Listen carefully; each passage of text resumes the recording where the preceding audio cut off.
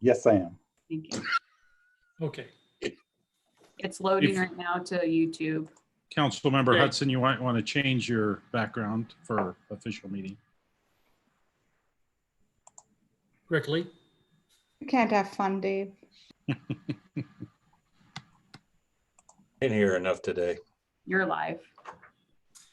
Thank you, Christina. Welcome, everybody, to a special City Council meeting for July 29th, 2020. Madam Clerk. Prior to roll call, the city attorney would like to make an announcement regarding the meeting procedures. Thank you, Madam Clerk.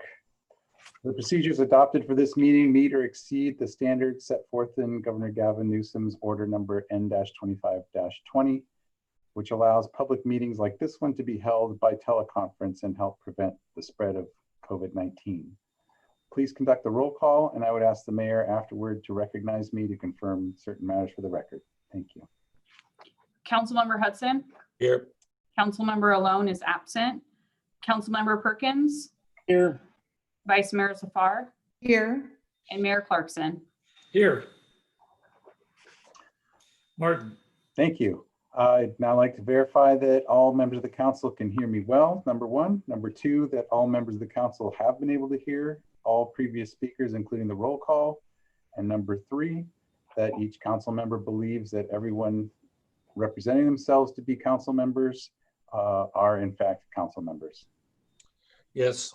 Yes. Thumbs up, I will turn it back over to the mayor with the reminder that all votes taken during this meeting must be done by roll call. Thank you. Thank you, Martin. Christina, go ahead. Madam Clerk. Item 2, public comment. Do we have anybody who's raised their hands or in the audience right now? For those in attendance, if you would like to speak on an item that's on the agenda, please use the raise your hand button at this time. I'd like to give it at least a few seconds here. Not seeing anybody raise their hand. We will close the public comment. Item 3, new business, 3.1, resolution number 2020-076, approving the implementation of essential worker childcare for city employees' children during the period of time that Bay Area schools are prohibited from providing a classroom instruction. Staff report by Kathy Hyman, Parks and Community Services Director. Hi, Kathy. Good afternoon, everyone. As Christina said, I'm here today to get approval for utilizing Parks and Community Services staff for childcare. So I guess to kind of begin, and I know I'm preaching a bit to the choir here, but the COVID-19 pandemic caused an abrupt closure of various schools and businesses, which resulted, as you know, in many parents having to balance working from home along with the care and education of their children. You know, and at that time, there was a sense of optimism that if the community could simply flatten the curve for the remainder of the school year, that the COVID-19 cases would decrease and school would resume normally in the fall. And I really believe that's what the whole community felt. But unfortunately, as you know, the COVID-19 cases are increasing. The governor of California has declared that all Bay Area schools must provide remote learning until the county in which the school is located is off the watch list for 14 consecutive days. So the really difficult part about this is, you know, what to do for parents now that they've got their kids and they've got their jobs. Well, the state currently has a program in which parents of children under the age of 18 can take emergency paid sick leave for up to 2/3 of their salary.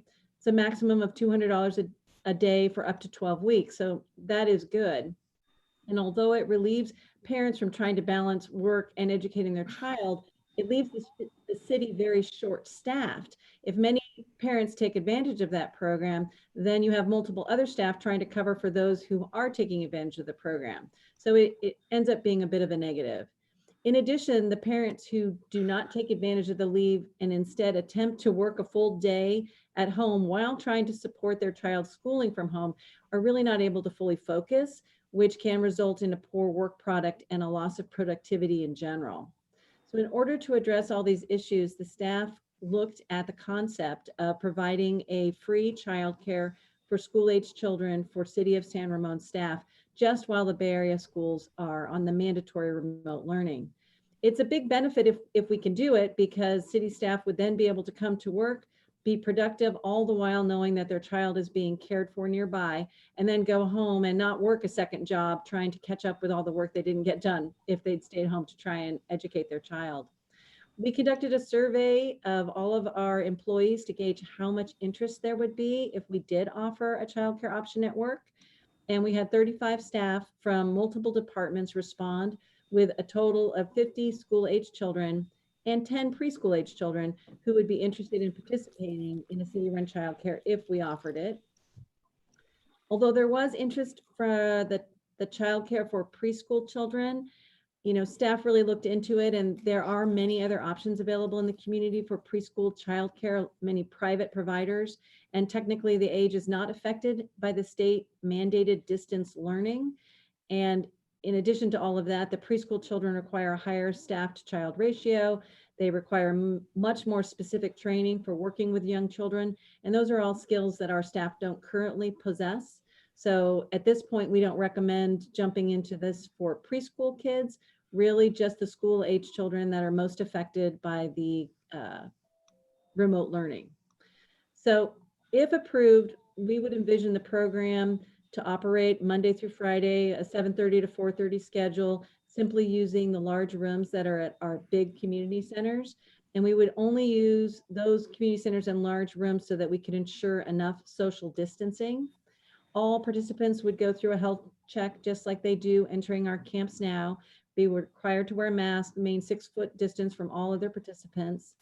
And we would keep them in the same groupings we are now, with 12 or fewer children with 2 to 3 stable leaders. And that really helps maintain the ratios that the county wants, and also assists with contact tracing in the event that someone does get sick. So the focus of our childcare would be to support the attendees' virtual learning in a safe, socially distanced space. We would provide the Wi-Fi, we would provide supervision in the big rooms. We'd help the kids connect their devices to the internet. And then we do what we also do best, which would be provide opportunities for recreation during the breaks, during the lunch break, and after school. City staff are not trained teachers or tutors, so this program is not in any way intended to replace school, but rather to provide a location for children of city workers to attend a virtual school while supervised, so their parents are free to come to work. So how much will this cost? So in order to fully subsidize a program, it would cost the city $139 per child per week, approximately, or $6,976 per week for all of the 50 children that were identified in our initial survey. This figure we got to by utilizing part-time staff, 10 of them at an approximate pay rate of $16.65 per hour. And then we would use 5 of our full-time staff in addition, who would absorb that time just into their regular workday. We had to go to that rate too, because all of the younger staff that we normally hire at a lower rate are all primarily high school kids. So they are going back to school, so they're not available to us. So we really need to look at our college kids and adults in order to staff this program. So depending on the length of time that schools are closed to in-person learning, the cost to operate the program can range from about $20,000 for 3 weeks to a potential of even $125,000 if the program were to run for the full 18 weeks through mid-December. We would only plan to run this during regularly scheduled school days. So holidays, days that are teacher work days, things like that, we would not operate. The cost of the program itself at this point can be absorbed into our existing Parks and Community Services Department budget using the savings that we have currently from some unfilled positions, as well as some of the programs that we're not operating. So we would not need an additional allocation to the budget at this time to fund the program through December. If it were to continue on longer in the year, then we would may at that point need to look for additional funding. The amount that it would cost could be decreased if we used a larger portion of our Parks and Community Services full-time staff to provide the supervision. However, if we do that, there would also be a commensurate loss in work product for Parks and Community Services that we would have to reallocate if we did our staff going to the child care program. So in addition to that cost, there is a cost to upgrade the Wi-Fi at the community centers. That's an additional $4,500. There's some installation of some hardware, higher monthly internet connection fees, so that we would have enough bandwidth to keep all of these devices running for the kids. So the other side of the coin is if the city elects to not provide or subsidize a childcare option, city staff could still have the opportunity to utilize the 12 weeks of paid family leave. If that were the case, then the cost of the city would be a maximum of $12,000 per employee. If all 30 of the staff who expressed interest in the school age program utilized the leave program, it would cost the city approximately $360,000. So some of the city employees used a portion of that leave during their initial stay-at-home order. So the total new exposure to the city may be less than $360,000.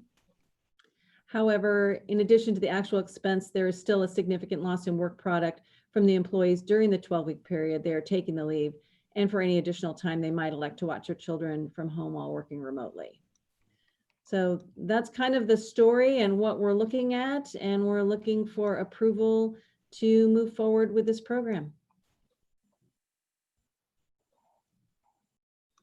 Thank you, Kathy. What I'd like to do with the permission of the rest of the council is go to public comment. I'd like to hear anybody from the public. So if we can open it up and to see if anybody would like to do so. Christina. For those that would like to speak, please use the raise your hand button at this time.